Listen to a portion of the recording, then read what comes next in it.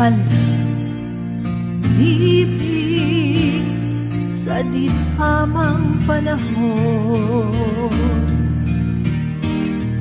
Kung bakit ngayon ko lang natagpuan ang isang katulad mo.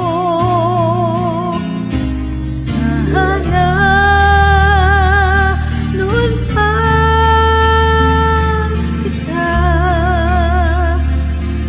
nakilala, sana noon pa lang na ang puso ay malaya pang magmahal. Bukas na lang kitang mamahalin,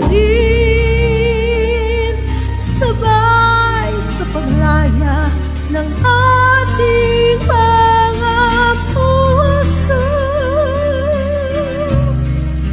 Bukas na lang kitang mamahalin.